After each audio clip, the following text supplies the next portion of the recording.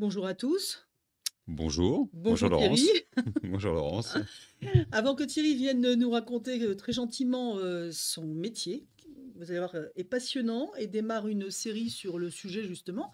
C'est lui qui va vous le raconter. Je précise toujours qu'ATL est une chaîne d'orientation pour les plus jeunes d'entre nous qui sont en phase de choix et éventuellement aussi pour ceux qui sont en reconversion professionnelle. Voilà, donc on présente ici un maximum de métiers, des plus traditionnels aux plus émergents, en passant par les métiers artistiques et artisanaux qu'on affectionne très particulièrement sur ATL. Voilà. Le but de tout ça, c'est de créer des crushs professionnels entre vous et le métier de nos invités. C'est ça l'idée. Après, vous vous débrouillez, vous vous documentez. Voilà. Donc, nos invités viennent partager leur passion. Et je vais laisser Thierry prendre la parole tout de suite pour nous raconter euh, quel a été le métier qui a occupé pleinement sa vie professionnelle. J'ai fait plein de métiers. J'ai principalement travaillé dans l'activité de la construction, mais par le plus grand des hasards, parce que je ne suis pas de formation ingénieur. J'ai fait une formation d'école de commerce et de gestion. Et en aucun cas, je n'aurais dû me retrouver à la tête d'entreprises de bâtiments et de travaux publics. Ça a pourtant été le cas. Donc c'est une somme de hasards, de rencontres avec des personnes qui, à un moment donné, m'ont mis sur le chemin des activités de la construction. Et après 42 ans dans ce métier, et celui de l'immobilier, qui est un métier connexe, mais qui n'est pas tout à fait le même, la Mmh, promotion immobilière, mmh. eh bien, ce que je disais tout à l'heure à Laurence, c'est que je ne changerais pas de métier si je devais refaire une carrière de 40 ans. C'est magnifique d'entendre ça. Donc, effectivement, il a toutes les raisons d'être là aujourd'hui, Thierry.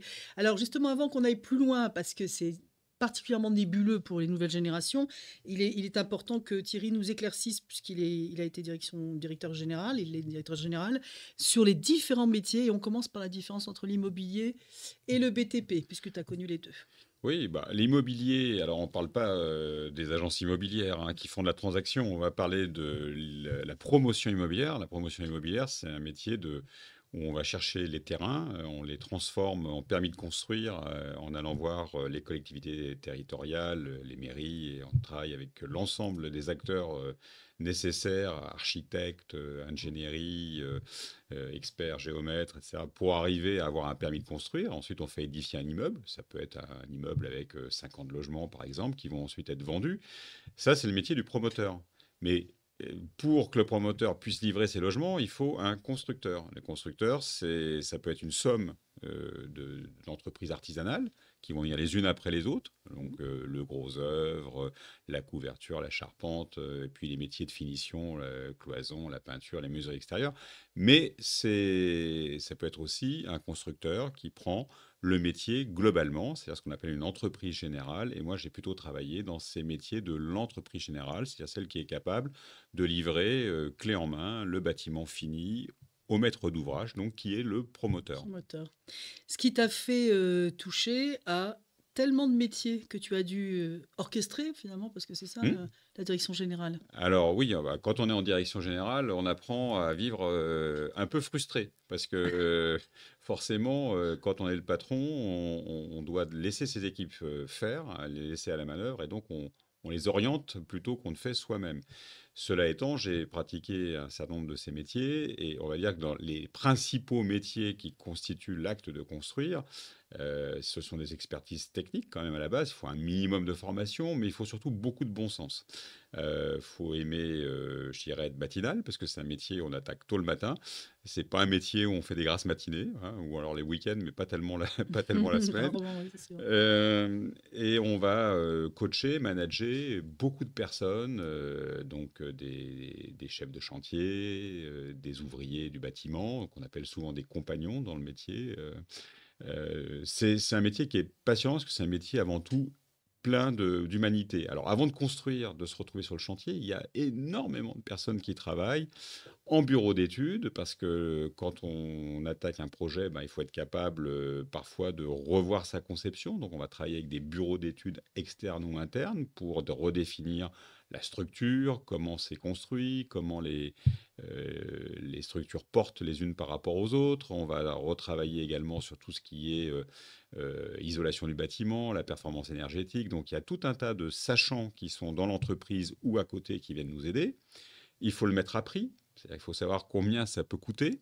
Ça se fait pas au ratio en 2 minutes. Avec le doigt levé. C'est un travail extrêmement. Voilà, donc il y a les ingénieurs d'études de prix ou des responsables d'études de prix qui vont effectivement travailler sur l'économie du projet. Et puis, nous avons également ce qu'on appelle les services méthodes. Les services méthodes, ce sont ceux qui vont définir la manière dont on va construire. Est-ce qu'on met une grue ou deux grues? Est-ce qu'on utilise des banches ou est-ce qu'on va travailler avec d'autres moyens de construction? Nous avons également besoin également de toute la logistique, parce qu'un chantier, il faut faire venir les matériaux à pied d'œuvre. Bien sûr. Donc, on a des services matériels pour installer les bagues à eau de chantier. Donc là-dedans, il y a des électriciens, il y a tout un tas de personnes qui travaillent uniquement sur la logistique de chantier. Donc GIA, c'est un métier dans lequel on a une infinité de savoirs à combiner pour pouvoir arriver au résultat final qui est de livrer et de terminer les logements. Et puis à côté, il y a bien sûr d'autres métiers de fonction support, tout ce qui est le contrôle de gestion, parce qu'il faut quand même vérifier Qu'on reste dans le qu'on reste budget, dans le budget, très sérieusement, oui. des acheteurs, parce qu'il faut acheter des quantités de matériaux. Je veux dire, il y a nos heures de production propres, mais il y a tous les achats, le béton, je dirais les aciers, enfin, tout ce qui va rentrer dans la composition, les cloisons, les fenêtres, les menuiseries, enfin, toutes ces choses-là, c'est des milliers de lignes d'achat qu'il faut savoir maîtriser, donc beaucoup d'acheteurs dans ce métier.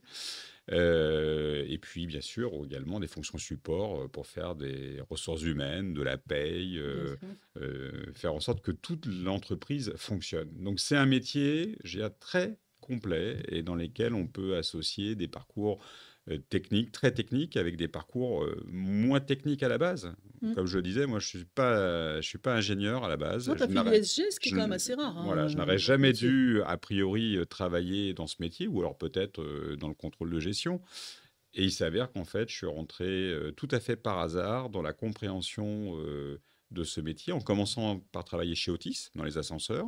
Et puis, le patron de chez Otis, directeur commercial, m'a emmené avec lui dans la promotion immobilière. Donc, j'ai découvert ce qu'était le métier de la promotion immobilière. D'abord par la manière dont on vend les appartements ou les bureaux ou les opérations. Et puis ensuite, petit à petit, en remontant la chaîne de valeur, j'ai intégré une entreprise de bâtiment pour essayer de comprendre davantage comment on produit. Et de fil en aiguille, j'ai pris la direction effectivement de quelques grandes entreprises du BTP. Alors justement, n'hésite pas, parce que pour que vous puissiez bien visualiser, on va donner quelques noms en promotion, quelques noms en BTP qui vont leur parler, parce que vous avez au moins croisé les panneaux. Donc, Oui, alors dans promotion et en BTP, bon, j'ai travaillé chez Bouygues, voilà, donc hein, un petit constructeur du petit coin de la constructeur rue, du coin. dans une très belle entreprise dans laquelle je suis retrouvé aussi un peu par hasard, parce que l'entreprise indépendante dans laquelle je travaillais a été rachetée par Bouygues à un moment donné. Elle a connu une crise de croissance et de liquidité, donc la famille a décidé de se revendre au groupe Bouygues, et là j'ai découvert une très très belle entreprise. Bouygues m'a emmené dans différentes régions et comme je voulais rester avec ma famille à un moment donné un peu au même endroit, j'ai changé d'entreprise, j'ai quitté le groupe Bouygues et j'ai intégré SPI Batignolles où j'ai passé oui, une grosse partie, plus d'un quart de ma carrière. Et ensuite, en restant à Lille, j'ai pris d'autres responsabilités, notamment chez Eiffage. Voilà. C'est des très jolis noms qu'on a Et cités. également voilà, d'autres entreprises, mais bon, on va pas toutes les citer. Non, mais ça donne une idée déjà des principaux. Parce que les plus jeunes ont croisé au moins, je te disais, les pancartes. Ah oui, Ça, on vit. Voilà, ça au si on moins. est Voilà, curieux, on voit les installations de chantier, les voilà, grues, voilà, tout à fait. toutes les camionnettes qui passent. Bon, voilà. C'est un métier qui est passionnant parce qu'il est en train de changer complètement. En fait, c'était un métier très artisanal où, en fait, à chaque chantier, on recommence un prototype. On fait chaque fois les choses différemment. Alors, c'est lié déjà au fait que l'architecture de chaque bâtiment est différente. Mais néanmoins, je pense que l'avenir de ce métier, notamment quand on parle environnement, développement durable, ça va être aussi de travailler sur davantage de recyclage des matériaux, ce Bien qu'on sûr. appelle l'économie circulaire. C'est de travailler davantage sur la performance des matériaux, ça va être de travailler sur plus d'industrialisation des process. Ça ne veut pas dire de faire toujours le même immeuble 50 fois, mais peut-être de travailler sur les composants de l'immeuble et puis de travailler à ce qu'on ne les réinvente pas à chaque fois. Donc, on peut prendre des exemples très simples. Je veux dire, à l'intérieur d'un appartement, je parle d'appartements, mais c'est valable aussi si on construit un hôpital, si on construit un stade, si on construit... nous, notre métier, on attaque tout type d'opération. On peut prendre des éléments, des composants, par exemple la salle de bain, et une salle de bain d'un appartement, elle peut être tout à fait industrialisée, construite comme on appelle hors site, c'est-à-dire à l'extérieur, dans une usine, à l'abri. Ça évite qu'on amène des dizaines de camions en plus. Voilà, on amène une salle de bain toute prête. C'est plus intelligent de faire comme ça que de travailler en amenant tout ce qu'il faut, les carrelages, les lavabos, les Mm. douches, les baignoires. C'est un clé en main, quoi. Voilà, on peut travailler sur des composants et donc aujourd'hui on industrialise de plus en plus certains éléments qui composent l'appartement et ça permet effectivement de gagner du temps, de gagner en qualité et aussi de moins polluer l'environnement avec moins de transport. C'est fondamental, Ouais. effectivement. Alors, juste avant qu'on continue, Thierry, est-ce que tu peux également distinguer le génie civil aussi, pour ceux qui vraiment Ah oui, ça c'est partent alors. de loin, parce que finalement, c'est à 17-18 ans, c'est Oui, c'est pas un vrai sujet qu'on majeur, le bâtiment. on parle bâtiment et travaux publics. Voilà. Bon, le génie civil, il est à croisée des deux. Donc, on va dire que dans les travaux publics, en gros, on va faire simple, hein. Je m'excuse pour les professionnels qui connaissent parce que je vais vraiment simplifier. Donc, ne hurlez grave. pas. On est là Travaux pour ça. publics, on a tous les ouvrages d'infrastructure, c'est-à-dire construire des routes, des autoroutes, des ports, faire des grands terrassements pour faire des plateformes industrielles, par exemple. Donc, on va dire faire également des ouvrages d'art. Donc, on commence à rentrer dans le génie civil, Mhm. des ponts, des viaducs, et des tunnels. Donc là, on est vraiment dans le génie civil. Et puis, le bâtiment, au sens large, qui permet de construire tout ce qui se construit et dans lequel on vit, donc les logements, dans lequel on gère la santé des gens, les hôpitaux, les cliniques, les maternités, les stades, les salles de spectacle, les musées. Enfin voilà, le bâtiment, c'est, on va dire, tout ce qui est en élévation et qui n'est pas un ouvrage d'art. Les D'accord. centres commerciaux. Voilà. Un centre commercial, oui. Alors, parce qu'après, il y a une distinction entre le logement et le tertiaire aussi, là, parce que là, ça, voilà, il faut quand même le Alors, dans le préciser bâtiment, aussi. effectivement, il y a Voilà. plein d'activités. Ça va de la maison individuelle, Voilà. mais ça, c'est plus un métier, je dirais, de pavillonneur ou de C'est du constructeur, lotissement. oui, de lotissement, ou de constructeur de CMI, donc les constructeurs de maisons individuelles. Voilà, c'est un métier à part entière, hein, parce qu'il y a quand même beaucoup de choses qui se font en la matière. Et puis, moi, j'ai plutôt travaillé dans ce qui est la construction d'immeubles collectifs qui servent je dirais, au plus grand nombre. Donc, ce sont des plus grands ouvrages. On a construit des casernes pour l'armée, voilà, on a construit des centres opérationnels pour des entreprises de la défense, on a construit des pas de tir et de simulation pour des entreprises qui travaillent dans l'aérospatiale, voilà, beaucoup d'usines également, parce que c'est une partie, la construction industrielle, une partie extrêmement importante des bases Mhm. logistiques. Voilà, tout ce que l'on voit dans notre environnement et qui fait qu'à un moment donné, on a besoin de ces outils pour faire vivre une ville, Une société, une société. à tous les niveaux, hein. Alors du coup, une piscine qui serait qui a un look tout à fait innovant, ça rentre dans quelle catégorie, par exemple? Certains diront que c'est un ouvrage d'art. Moi, je pense parce que c'est très compliqué. Une piscine, c'est probablement ce qu'il y a de plus compliqué à construire Qui parce paraît, qu'il oui, faut c'est gérer. pas par Bah oui, il hasard que je te faut. demande ça. En général, un bâtiment, on fait en sorte qu'il pleuve pas dedans. Voilà. C'est le Parce truc que- tordu, j'ai pas fait exprès, mais bon, je savais Mais que c'était oui, dur. voilà, il faut pas que l'eau rentre. Or, le Mm, problème dans la piscine, c'est que l'eau est déjà là. Et c'est donc, vrai. en fait, il faut gérer de l'eau, du chlore. Tout ça, c'est un milieu extrêmement agressif. Et donc, le traitement de l'air et le traitement de l'eau, pour l'hygiène d'abord, mais aussi ensuite pour la santé des maîtres nageurs ou des baigneurs, quelque chose d'extrêmement délicat. Donc là, énormément de régulation de l'eau technique qui vont rentrer dedans. Donc, on n'en a pas parlé tout à l'heure, mais évidemment, dans le bâtiment, il n'y a pas que les lots de finition. On n'a pas été de la peinture, les revêtements de sol, toutes ces choses-là, mais il y a aussi tous les lots techniques, l'électricité, la climatisation, le traitement d'air, Bien sûr. voilà, des tas de choses qui sont parfois totalement invisibles et qui sont absolument vitales pour éviter, quand il y a un début d'incendie, que tout un bâtiment s'embrase, par exemple. Bah oui, c'est préférable. Alors, quand je t'écoute, je me pose la question suivante. Je me dis, si tant est qu'il y en ait eu un, quel a été le chantier ou le projet qui t'a fait le plus flipper dans toute ta carrière? À flipper dans le sens Flipper où tu t'es peur. dit, on va peut-être pas y arriver techniquement. Oh là, euh, bah, étonnamment, on a parfois des inquiétudes au moment où on s'engage, c'est-à-dire quand on s'engage dans le projet en se disant est-ce qu'on va être capable d'y répondre avec le vrai prix? Parce que c'est tellement complexe, parfois on peut avoir vraiment peur d'être passé à côté. Mais comme c'est un travail d'équipe, c'est un travail de partage, c'est un travail collectif, j'ai jamais vraiment eu peur. Euh, Parfois, il y avait des défis sur les délais. C'est plutôt là où, effectivement, où certains clients Mm. avaient un besoin absolu, et ce n'était pas un caprice, de récupérer, par exemple, un bâtiment en 7 ou 8 mois, là où il aurait fallu, normalement, 12, 13 ou 14 mois pour le réaliser. Et on le faisait en connaissance de cause. Je vais citer un exemple.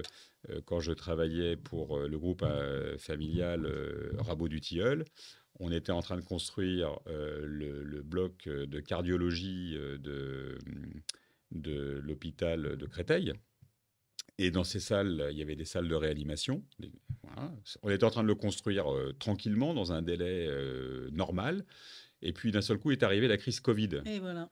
Et ça, c'était pas prévu. Ouais, Voilà, donc le Covid est arrivé avec la série d'inconnus, les drames vécus dans les années 2020. Il fallait mettre beaucoup de gens en réanimation. Et la PHP, donc hôpital de Paris. Enfin, l'hôpital le voilà, public. public, assistance publique hôpitaux de Paris, pardon, a décidé, enfin nous a demandé s'il était possible d'accélérer Bien la sûr. mise à disposition des Bien salles de sûr. réa Bah ouais. de façon à avoir une plus grande capacité d'accueil et a mis à nos dispositions des moyens exceptionnels. Donc on a accepté, on a relevé le défi avec les équipes, on a accepté de travailler, j'ai envie de dire, jour et nuit, le week-end. Là, on a un petit peu outrepassé les réglementations habituelles du droit du travail parce qu'il fallait, c'était vital, je dirais, sortir ça. Bah, c'est ça notre métier, c'est un métier où il y a toujours de l'imprévu. Mais la peur de ne pas y arriver, objectivement, je ne l'ai jamais ressenti parce que chaque fois qu'on a pris un engagement, alors parfois on a renoncé à faire des opérations. Moi, je me souviens Ouais. d'avoir renoncé à faire une opération parce que les équipes avec lesquelles je travaillais m'ont montré l'ensemble des risques et en disant attention, en allant construire là, le long de cette colline, on risque d'avoir tel ou tel type de problème de glissement de terrain, donc on fait ou on fait pas. Donc on est allé voir le maître d'ouvrage et on lui a expliqué que pour notre part, nous allions renoncer. Bon, cet immeuble, il s'est quand même construit avec un de nos concurrents. D'accord. Et il Il y a s'est combien bien. d'années, ça, si ça a glissé ou pas finalement? Non, non, non. Une fois que le bâtiment était construit, il n'y avait plus de risque. Il y avait des D'accord. risques en phase de construction. Voilà. D'accord. Et Que en tu n'as fait, pas voulu prendre à j'ai ce pas moment-là. voulu les prendre parce que je D'accord. ne voulais pas qu'on ait un risque vis-à-vis de nos collaborateurs ou de nos sous-traitants qui Bien puissent sûr. être à un moment donné ensevelis sur un glissement Bah, bien de sûr, terrain. Donc absolument. voilà, ce métier, il est à faire avec réflexion et partage. Voilà, on fait rien tout seul dans ce métier. Ou si on veut faire tout seul, on dure pas très longtemps. C'est important, donc c'est vraiment un métier d'équipe. C'est ce qu'on voit sur le terrain, mais tu le confirmes partout Ah ouais, dans le métier c'est finalement. un métier humain. C'est avant tout des relations avec tout le monde. Enfin, je veux dire que quand on va sur un chantier, ce qui est passionnant, c'est d'écouter parler un chef de chantier, un compagnon bancheur qui nous explique réellement ce qu'il est en train de rencontrer comme difficulté et voir comment on peut l'aider à régler cette difficulté en mettant à disposition un matériel adapté, en trouvant d'autres manières de s'organiser, en changeant peut-être également la structure des équipes. Et ça, c'est le côté, je trouve, fantastique de ce métier parce que c'est un métier où on finit par tisser des relations humaines euh, au-delà, je dirais, de ce qu'on peut connaître dans beaucoup d'autres domaines. Clairement, parce que Ouais. c'est, comment dirais-je, c'est cash. Je crois le bâtiment, Ah, c'est. c'est cash, Pour y oui. avoir travaillé 40 ans aussi, je peux dire, Ouais. les clients bâtiment, c'est agréable parce que c'est cash. Ouais, c'est cash. Alors à la fois, ça va pas, ça correspond pas à tous les caractères, hein. Si vous aimez les discours un peu hypocrites et où les gens ne disent pas tout à fait ce qu'ils pensent, ne venez surtout pas travailler dans le bâtiment parce que là, vous D'accord. allez en prendre allez, je C'est vais dire clair, plein la tête. c'est clair. Je vais rester poli.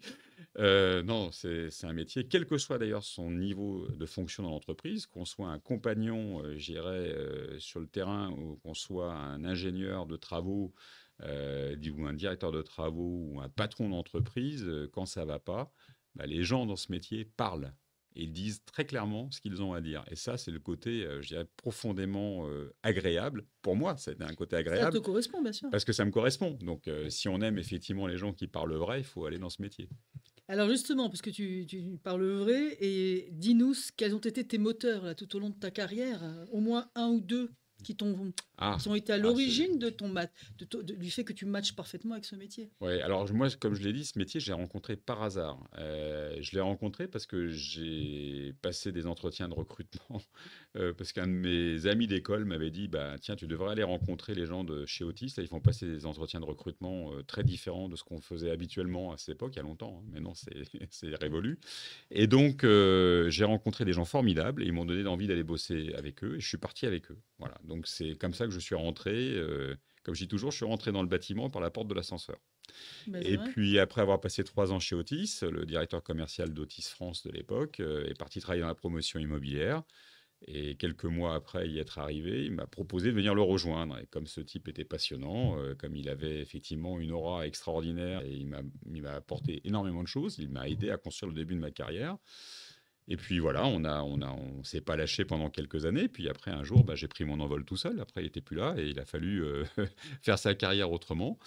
Tout le monde m'a dit que j'étais complètement cinglé quand j'ai quitté la promotion immobilière, qui était assez confortable, je dois dire, à cette époque-là, parce qu'on gagnait très bien notre vie, pour aller travailler dans le BTP, dans le bâtiment, en plus, de surcroît, comme directeur commercial. On m'a dit, mais qu'est-ce que tu vas faire dans un métier aussi austère, alors que tu travailles à la lumière Mm. dans les spotlights de la promotion immobilière Il y a la bonne période. et à la bonne période. Voilà. Bon, j'avais envie d'aller dans le concret, c'est de voir comment on faisait, comment on produisait les immeubles que nous vendions. Et je ne l'ai pas regretté parce que c'est toujours intéressant d'aller mettre, je dirais, sa tête sous le capot et d'aller mettre les mains dans le moteur pour comprendre comment on construit. Et tu y es resté, c'est ça qui est rigolo quand même. T'as pas fait un aller-retour pour Alors, voir le terrain, comme on dit vulgairement. oui, j'y suis resté tout en faisant quand même des petits tours de temps en temps dans la construction. On peut remonter aussi dans la chaîne de valeur vers l'amont. Et donc, j'ai travaillé dans des entreprises comme Bouygues, hein, j'en parlais, où je faisais des opérations de développement immobilier pour le compte de Bouygues. C'est-à-dire qu'à la fois, on était constructeur, mais on faisait aussi l'acquisition du terrain, le dépôt du permis de construire. Donc, on faisait ce qu'on appelle du développement immobilier. Tout à fait. Et donc, j'ai fait à la fois l'amont et ensuite la production, l'aval. Et puis, dans ce métier également, il y a également, au-delà de la construction, un immeuble, on ne le fait pas pour juste le livrer. Et Bien c'est pas sûr. je remets les clés au propriétaire et C'est je m'en pas vais. simple, oui, tout à Après, fait. il y a toute une vie dans l'immeuble. Et notamment, on a eu des contrats extraordinaires dans lesquels on devait rester dans la gestion, la maintenance des bâtiments pendant 10 ans, 15 ans, 20 ans, les fameux contrats de partenariat public-privé, par exemple. Et ça, c'est également d'autres défis parce qu'on on vient travailler dans la vie du bâtiment avec des gens qui vivent dedans, qui l'exploitent. Ça peut être un hôpital, ça peut être un collège ou un lycée, ça peut être une Ouais. piscine. Mm. Et donc, il faut venir faire de la maintenance, il faut venir faire des travaux de réparation, des reprises, alors même que le bâtiment, il vit tous les jours et qu'il ne faut plus l'arrêter. Tout à Il fait. faut pas Tout gêner à les fait. gens qui bossent dedans. Donc ça, c'est aussi une grande filière de l'activité du bâtiment. J'y ai personnellement moins travaillé, moins contribué, mais elle est tout aussi passionnante. La maintenance des bâtiments, la maintenance technique des Tout bâtiments. à fait. Le Il y service a après-vente voilà, ce qu'on représenté. appelle aussi le facilities Facility management, management. pour ceux qui, voilà, qui ont peut-être entendu parler de ça. C'est aussi une de grands métiers dans lesquels il y a des tas de choses à faire. Bien sûr, tous les lots techniques, l'électricité, la clim, etc., il faut l'entretenir, il faut le maintenir, et il faut que tout ça fonctionne. Alors. Et donc Thierry, qui vient nous répondre très précisément, a répondu encore bâtiment, mais il m'a pas répondu à la question que je posais, à savoir qu'est-ce qui se passe chez lui pour que ça matche aussi bien. Qu'est-ce qu'il a comme défaut, qualité, aptitude, je ne sais pas, pour que ce soit aussi évident. Je pensais avoir esquivé. Non, c'est raté. Raté, bon. Les psychologues ne lâchent jamais. Oui, oui, là, je crois que je suis fichu. Je vais devoir m'expliquer. Allez, parle-nous de tes moteurs. Mes moteurs, bah, je les ai découverts sur le tard, en fait. On ne sait pas à l'avance ce qui nous motive. Moi, ce que j'aime, c'est en fait travailler en équipe. Et l'activité du bâtiment, notamment, la promotion immobilière aussi, mais encore plus le bâtiment, on ne peut pas réussir seul. Celui qui pense qu'il va s'en sortir tout seul, il est mort. Il ne pourra jamais faire quoi que ce soit. Donc, si je suis ingénieur d'études, je vais devoir collaborer avec l'architecte, avec les ingénieries. Je vais devoir travailler avec mon service commercial. Je vais devoir ensuite expliquer ce que j'ai chiffré, vendu à un client. Je vais devoir le convaincre. Ensuite, je vais devoir convaincre mes équipes travaux que la manière dont j'ai chiffré le bâtiment, c'est la bonne manière de le faire et de l'exécuter. Mmh. Donc, on est toujours en interaction. Vous êtes toujours en train de défendre quelque Voilà, chose, très toujours en souvent. train de défendre son projet, la manière de le faire, etc. Donc, on est toujours obligé d'être dans le dialogue. Si on est un taiseux, c'est-à-dire comme on dit Dans moi le j'ai beaucoup Nord, travaillé dans le Nord, donc si on est un taiseux et qu'on n'aime pas parler, il faut pas venir dans ce métier. Ou alors, c'est il faut clair. se mettre dans un bureau d'études dans un coin. Mais encore, même là, c'est difficile, on va souffrir. Donc, en fait, moi, mon moteur, c'est que j'aime l'interaction. Et là, j'ai été servi. Je m'en suis rendu compte sur le tard. Après, quand on devient patron d'entreprise, directeur régional ou DG, enfin, peu importe le titre, euh, eh ben, on est obligé de constituer des équipes qui vont avoir envie de bosser ensemble. Donc là, c'est à une autre dimension. Donc là, je rejoins un peu le métier de la psychologue. Non, mais c'est clair. Il faut réfléchir à la manière dont on va combiner les équipes. Ben, c'est comme quand on construit une équipe de rugby ou une équipe de foot, hein. Parfois, on peut mettre les meilleurs talents ensemble. Ça marche pas forcément. On ne devient pas forcément champion d'Europe parce qu'on a mis Non, tous les talents, hein. ce serait simple. Pour ceux qui connaissent un peu le foot, ils doivent savoir de quoi je parle. Voilà. Mais allez, non, je n'ai pas visé le PSG. Non, non, moi, je soutiens le LOSC, hein, c'est pour ça. Mais en fait, d'une équipe, c'est ce qu'il y a de plus passionnant. Certainement, Qu'est-ce bien qui sûr, fait qu'à un bien moment sûr. donné, on va mettre des personnes qui vont bosser ensemble pour mettre leur énergie, pour qu'elles convergent vers un résultat commun? C'est ça, en fait, le défi. Donc, dans tes qualités, il y a la psychologie aussi. Ben oui, je me suis rendu compte que finalement, sans le savoir, j'étais le monsieur Jourdain de la psycho, Mais si. je savais absolument pas que ça allait matcher, mais je pense qu'effectivement, j'ai réussi, en parlant clair, en parlant franc, en disant franchement aux personnes pourquoi je les mettais pas sur un chantier alors qu'elles voulaient le faire. Et c'est ça le problème aussi, il faut gérer les frustrations. Ouais, mais moi, je suis le meilleur des directeurs de travaux, donc c'est le plus gros chantier, donc je veux le faire. Ben non, tu le feras pas. Et je vais t'expliquer pourquoi tu ne le feras pas. Et comment je fais en sorte de le garder, qu'il ne se démotive pas, qu'il ne démissionne Bien pas, qu'il ne sûr, ce qui est le claque plus pas classique. sa Bien démission. sûr, bien sûr. Eh ben, il faut lui expliquer que parfois on peut avoir besoin de lui sur des chantiers de moindre importance, mais parce qu'il va savoir justement coacher, piloter d'autres personnes, et que sur cette opération-là, qui est la plus en vue, je vais pouvoir organiser une autre équipe, et que son rôle va être plus important dans le coaching d'autres chantiers. Parce qu'en fait, quand on est dans une entreprise de BTP d'une taille importante, on a 10, 15, 20 chantiers à gérer en même temps. Et donc, il faut savoir répartir ses ressources de manière intelligente. C'est pas je mets tous les meilleurs sur le plus gros des chantiers ou C'est le plus clair. impressionnant Il ou faut que ça celui qui... tourne. Il faut que ça tourne, il faut laisser à Bien chacun sûr. sa chance. Et puis après, il y a des gens, des caractères qui font que certains sont mieux dans un métier ou sont mieux sur un type d'opération. Moi, j'ai eu des conducteurs de travaux qui n'avaient pas du tout envie d'être mis en avant sur un ouvrage d'art ou un siège social ou des choses un petit peu prestigieuses parce que euh, ils préféraient faire du logement. Alors le logement, tout le monde dit c'est basique, etc. Oui, mais il y en a qui adorent ça, c'est-à-dire livrer la qualité Absolument. précise, requise. Alors c'est vrai que Absolument. c'est vraiment un travail de bénédictin, hein. Je veux dire, faire du logement, c'est des milliers de détails, mais quand vous donnez les clés à quelqu'un et au promoteur ou bailleur social, si c'est des logements sociaux, où il faut que les gens rentrent dedans et ils se sentent bien chez eux dès le départ. Donc, Ah, le soin du détail, bien aller sûr. vérifier Un beau projet. en dessous, en ouvrant les gaines techniques, que personne n'a laissé des déchets, des mégots, des choses. Enfin, un chantier, faut vraiment le gérer. C'est vrai. Et c'est le détail. Vous rentrez chez vous, vous avez une mauvaise impression au départ, vous allez mal vivre dans votre appartement. Et donc, il y a des conducteurs de travaux, il y a des gens qui aiment travailler dans le détail Mhm. et qui font ça super bien et Tout à qui fait. demandent à rentrer dedans. J'avais par exemple, moi j'ai le souvenir d'un gars extraordinaire. Il est devenu extraordinaire. Tout le monde me disait, c'est un tocard. Faut pas bosser avec lui, il faut le virer. Ah, Et moi, je sentais que ce gars, il en avait sous la semelle. Mais il n'était pas comme les autres. Et en fait, c'est quelqu'un qui était très bien techniquement, super pointu, bon conducteur de travaux. En revanche, il n'aimait pas le conflit. Et donc, sur un chantier, il y a souvent du tirage. Ouais, t'es en retard sur le gros œuvre, donc tu me mets en retard pour poser les menuiseries. Donc les gens s'engueulent hein, un petit Et c'est peu. très frontal, Ouais, c'est assez c'est frontal. brutal, faut être honnête, Et oui. lui, il n'était pas bien là-dedans. Pareil, rappeler à Robert que le matin sur le chantier, on arrive à 7h et pas à 7h30, c'était pas son truc. Mmh. En revanche, un jour, je lui ai proposé, je sais pas, j'ai eu cette idée lumineuse. Elle m'est venue, mais vraiment un matin, en me réveillant, je me suis dit, mais je vais lui proposer de faire du service après-vente. Et D'accord. comme c'était un super technicien qui maîtrisait parfaitement l'art de construire et qui connaissait tous les détails, il est devenu le meilleur responsable de service après-vente que j'ai eu. C'est-à-dire qu'il était capable d'arriver chez n'importe quel client qui n'était pas content, parce qu'en général, quand on vient en service après-vente, c'est qu'il y a une fuite, voilà, une porte qui ferme mal, enfin des choses qui mettent des gens un peu en stress. Et d'abord, il savait désamorcer leur stress. Parce qu'il Voilà. était zen, a priori, il n'était pas pour le conflit, donc Il savait leur parler, il savait ouais. les mettre en confiance, il savait leur dire, bah voilà, ok, bah voilà ce que je vais faire, comment ça va se passer. Donc il savait accompagner le client, il avait ce sens extraordinaire.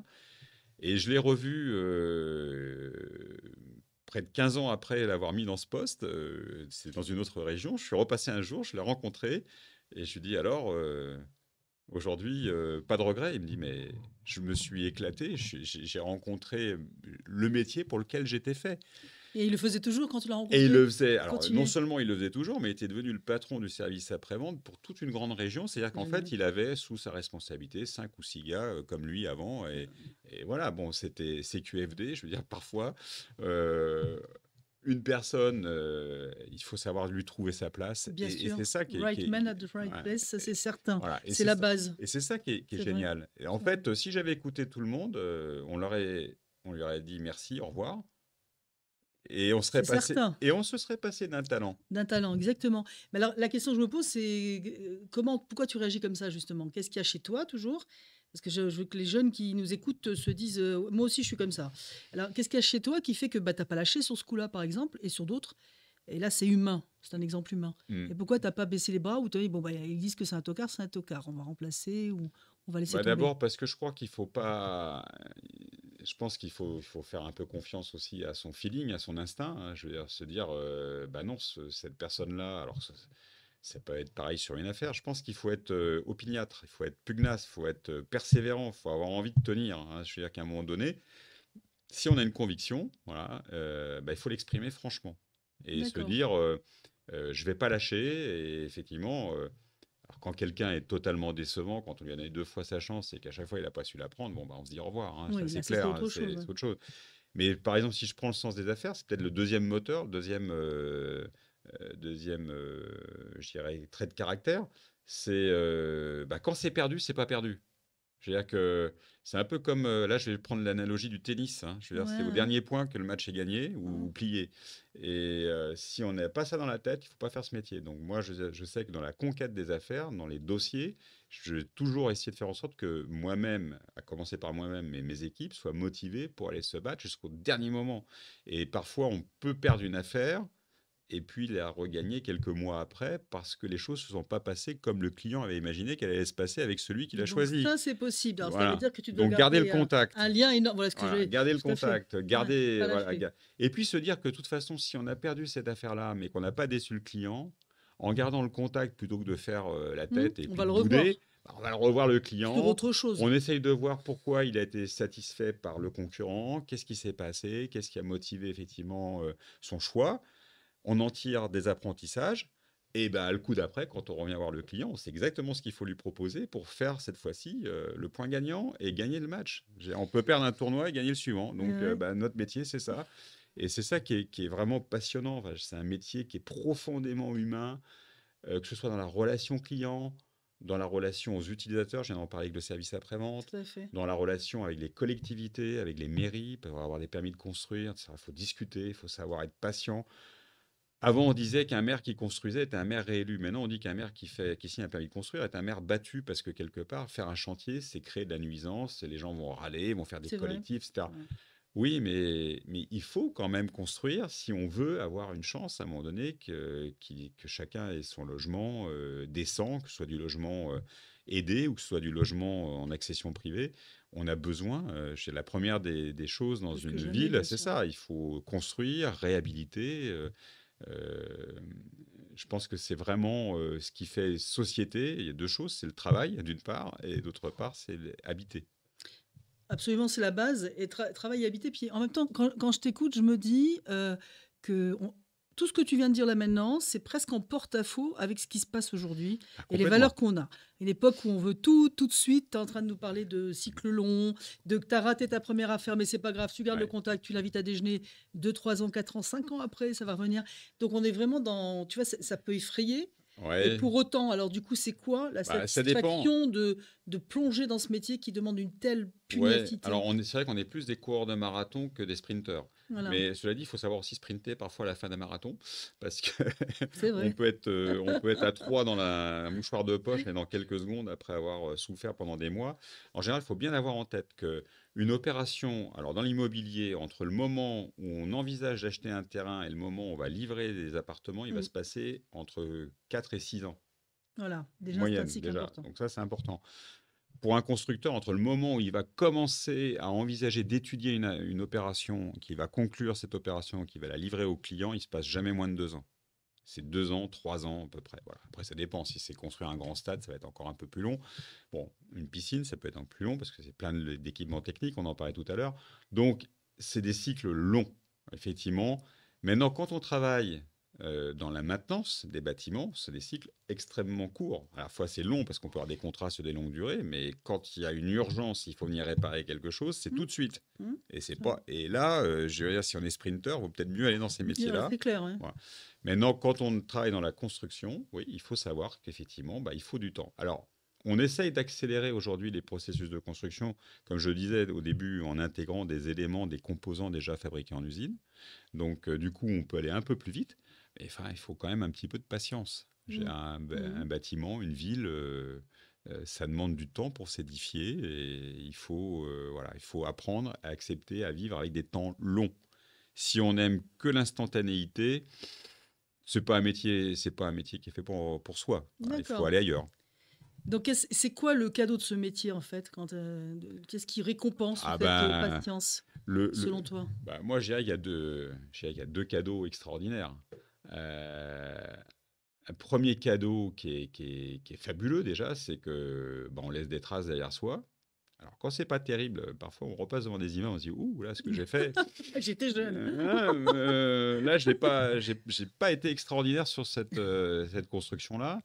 En revanche, moi quand je passe par dans des villes, je suis resté pendant 22 ans à Lille. J'ai plein d'immeubles où j'ai participé, pas tout seul, hein, mais voilà, j'ai été dans l'acte de construire et je me dis, tiens, ça, voilà, j'en étais. Voilà, Ouais, mais ça nourrit quoi chez toi, ça? C'est quoi? C'est de c'est la fierté? C'est quoi? un vrai sentiment de fierté Ouais, et c'est ça. d'utilité par rapport à la vie dans la ville. C'est-à-dire Mm. qu'on a aidé la ville à se régénérer, à se construire, à apporter des équipements nouveaux dont on a besoin, donc soit pour se loger, soit pour nager, soit pour aller Bien sûr. se faire soigner, etc.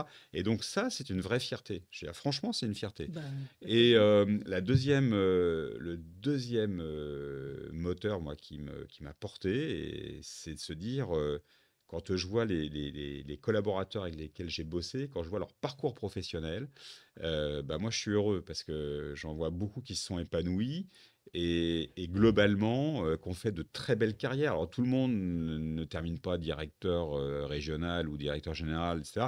Mais c'est pas grave. Je veux dire, on peut être très bien en tant que chef de chantier et avoir également conduit des opérations fabuleuses à leur terme. Je veux dire, qu'est-ce qu'on ferait si on n'avait pas les meilleurs ouvriers, les meilleurs chefs de chantier? Et bien sûr, qui On est la ne ferait base. rien. C'est Donc une c'est un base. métier sur lequel, je veux dire, on est essentiel quel que soit son poste. Ça, c'est précieux déjà, hein, c'est vrai, hein. Mm. On est tous basés sur les autres, en fait. C'est en cascade. Alors, juste pour qu'on aille au bout de l'information sur le job, ici, il n'y a pas de tabou, on parle de salaire aussi. Donne-nous juste une indication à la louche pour un jeune on va prendre l'étude de prix, par exemple. On va prendre l'ingénieur d'études, les postes principaux, un chef de chantier, une fourchette en brut, en mensuel ou annuel, comme tu veux, sur chaque métier, à peu près. Voilà, c'est pas évident. Alors Pour donner une idée hein, ouais, mais entre les différents pour les principaux métiers. c'est pas évident parce que ça va dépendre déjà de son cycle de formation. Parce que quand on vient faire de l'étude de prix, on peut venir soit après avoir fait en général, maintenant, minimum un BTS ou un DUT, Tout à hein, fait. ou on peut venir aussi après avoir fait une école d'ingénieur. Donc les salaires ne sont pas tout à fait les mêmes à l'embauche. Après, ça dépend si on vient après de l'alternance, Ouais, notamment, ou des contrats d'apprentissage, ouais. même en tant qu'ingénieur. Moi, c'est une voie que je recommande, hein. Le fait de travailler en entreprise tout en faisant ses études, c'est une voie extraordinaire. C'est Et les parfait, ouais. entreprises du BTP adorent ça, C'est vrai. hein. Donc, que ce soit pour des postes de chantier, ou soit des postes d'études, de prix, ou, voilà, ou de méthode ou autre, là, le fait de venir en contrat d'apprentissage ou en alternance, c'est extraordinairement formateur. C'est vrai. Alors, les valeurs, c'est très dur ce que tu me demandes, parce Bah, prendre un que ingénieur, par je sais exemple. pas, pour un ingénieur, alors un conducteur de travaux, par exemple. Conducteur de travaux qui a Alors, à peu près 5 ans j'ai d'expérience. j'ai pas réactualisé mes abacs depuis un petit moment, parce que là, tu es dur avec moi. Je travaille dans la promotion immobilière depuis 4 ans, donc j'ai plus embauché de conducteur de travaux donc, Non, mais depuis un petit je peux moment. t'aider, je peux t'aider. Mais on va dire qu'aujourd'hui, un ingénieur de travaux sorti d'école va gagner à peu près 3 000 euros par mois, 3 500 euros par mois, Ouais, c'est ce qu'on a en France, selon les écoles. Et après, au bout de 5 ans d'expérience, bah, s'il fait vraiment bien le job, d'abord, il sera plus conducteur de travaux, il sera certainement déjà ingénieur de travaux principal. Il aura Ouais, déjà ouais, franchi au moins une tout étape, à et il fait. sera au moins à 4 000 euros, Oui, il faut compter ça, on est voilà, entre par 4 000 mois. et Et 4 et 6. souvent, dans ce métier, on est souvent payé sur 13 mois, Tout à fait. parfois plus. Il y a Tout à souvent fait. des systèmes d'intéressement, des choses comme ça à côté. Donc, c'est un métier qui est exigeant, mais c'est un métier qui paye raisonnablement bien. Oui, tout Voilà. à fait. Enfin, c'est un secteur où, effectivement, tu es sur du 4 000, 5 500 à peu près pour 5 ans d'expérience. En études de prix, on les met à combien à peu près? Bon, ça va être du même, Dans le même acabit, ça hein? va être du même tonneau. Ouais, à peu Parfois, près. c'est. Il y a pas vraiment de différence, parce que dans ce Non. métier, je veux dire, alors on parle bien pour des gens qui ont une formation d'ingénieur bac plus Ingénieur, ouais, j'ai 5, fait hein. exprès de te poser la OK. question, oui. C'est sûr que si on prend des gens plus jeunes, Ouais, c'est l'entreprise qui va les accompagner dans la formation. Alors, ça ne veut pas dire qu'ils ne vont pas se rejoindre au bout de quelques années. Notamment, ce qui est formidable, c'est qu'on peut aussi aider des personnes. Moi, j'ai vu des personnes qui étaient sous-diplômées par rapport à leur potentiel, voilà, qui avaient fait un CAP ou une petite formation, tout à fait. et alors qu'elles avaient le potentiel d'aller beaucoup plus loin. Bah, l'entreprise, elle peut aussi lui donner la possibilité, bah, d'aller plus loin après un brevet professionnel, d'aller chercher éventuellement un diplôme de type BTS, et plus si affinité. C'est vrai parce Voilà. qu'on le trouve en Donc, chasse de tête. c'est-à-dire qu'à un moment donné, quand les gens ont l'énergie, on est capable de les aider vraiment à grandir. Et c'est ça qui est génial dans ce métier. Je le confirme Voilà. totalement, 40 ans de bâtiment en chasse de tête. Et je peux vous dire qu'à un moment donné, c'est pour ça que quand tu m'as demandé BTS ou ingénieur, ça m'a un petit peu étonné parce qu'effectivement, à la quarantaine, ça c'est complètement, ou même avant, 35 ans, ça c'est linéaire. Ils se rejoignent finalement grâce aux formations internes, il n'y a plus beaucoup d'écart quand on fait la Oui, chasse. il y a plus énormément Il n'y a plus d'écart. d'écart, Il y hein. a plus énormément d'écart, mais ça, c'est pas dire que après, c'est l'expérience qu'on achète. Voilà, On n'achète plus le c'est diplôme. vrai, Mais totalement. là, je pensais que ta question portait sur la valeur en sortie d'école. Donc forcément, quelqu'un qui a un bac plus 5, on le rémunère plus que quelqu'un qui a un bac plus 2. Ça, c'est logique. Voilà. Mais effectivement, au bout de très peu d'années derrière eux, bah, ils retrouvent un niveau équivalent. C'est vraiment la reconnaissance de l'expertise technique qui se fait. Et ça, c'est pas dans tous les métiers aujourd'hui, hein. C'est pas un Bah, détail. C'est important pour ceux qui veulent faire carrière là-dedans. moi, j'en suis la preuve vivante, hein. J'ai une formation d'école de commerce et de gestion, et je me suis retrouvé à la tête d'entreprise de construction, alors que normalement, on a plutôt des gens qui sortent d'écoles Le d'ingénieurs. STP, oui, oui, bien Voilà. sûr. Bon, donc c'est la preuve que c'est un métier dans lequel, quand on a de la motivation, quand on a envie, quand on a envie de s'intéresser, quand on a un peu la niaque aussi, il faut avoir faim, hein, pour réussir dans la vie, on nous donne notre chance. D'accord. Mais c'est très agréable d'entendre ce genre de choses. C'est très positif.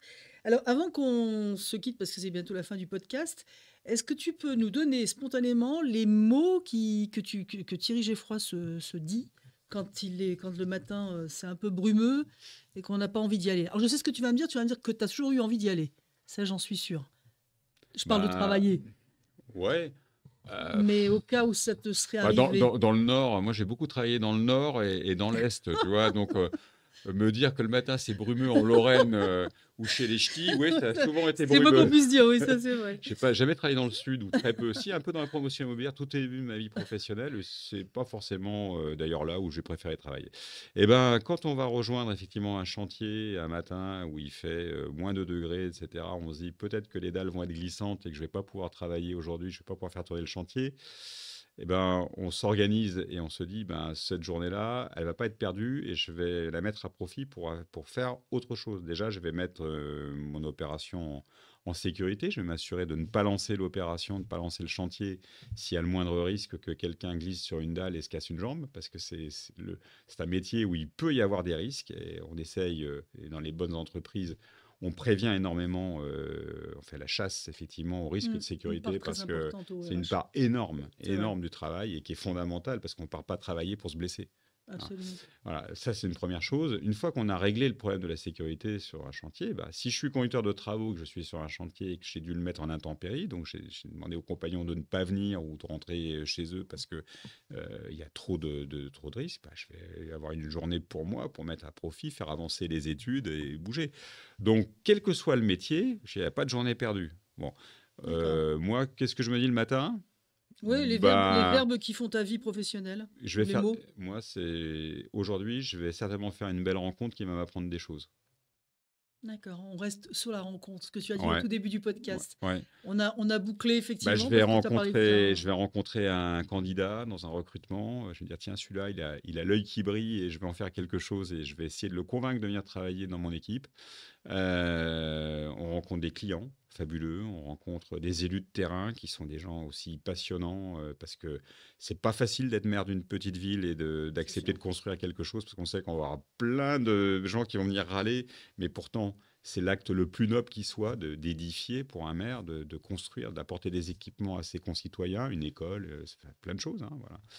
Mais on va faire des belles rencontres. C'est Ouais, ça. c'est vraiment ça. Et puis, quand on a un coup sur la carafe, bah, ce qui est génial, comme on bosse en équipe, eh ben, il y a toujours quelqu'un qui est là pour remonter le moral. Et ça se termine souvent, je dirais, de manière assez conviviale. C'est un métier, voilà, Ça, c'est sûr. c'est un métier où on sait vivre. Très. Et donc, le conseil que tu donnes aux plus jeunes, c'est de se lever pour rencontrer. C'est ce Ah que bah j'entends depuis le début du c'est... podcast, la rencontre Oui, qui a moi... mené ta vie professionnelle Ouais. et que tu conseilles encore. Oui, oui, bah, moi je te le disais, Laurence, si je devais re-signer pour 40 ans de métier, j'en choisirais pas un autre. Donc je pense que je peux pas dire les C'est choses pas, il n'y a mieux pas que plus ça. clair, hein. Il n'y a pas plus clair, c'est un métier fabuleux. Et en fait, qu'est-ce qui fait la richesse de ça? Bah, c'est vraiment le, le contact humain qui est derrière. Parce que, je le redis, personne, aussi intelligent soit-il, aussi diplômé soit-il, ne peut construire seul. Donc il faut avoir...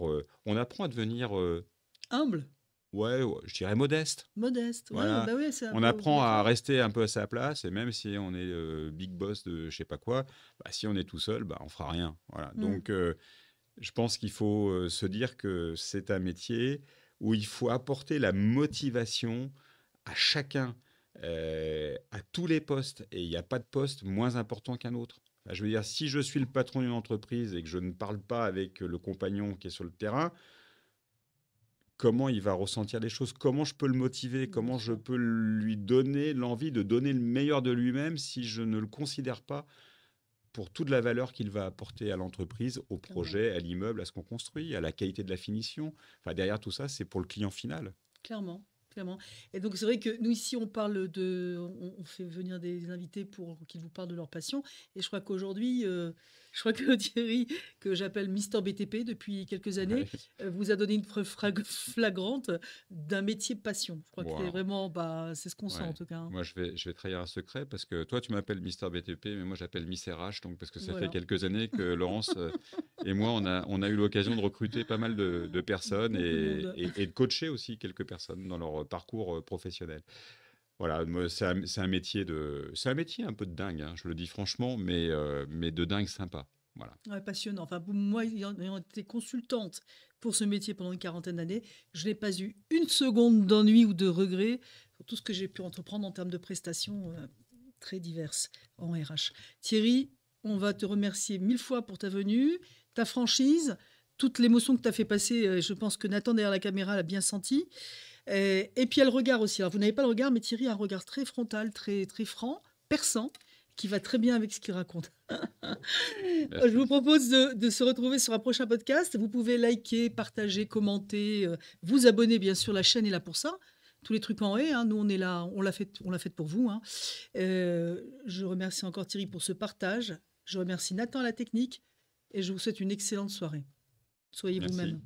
Bye.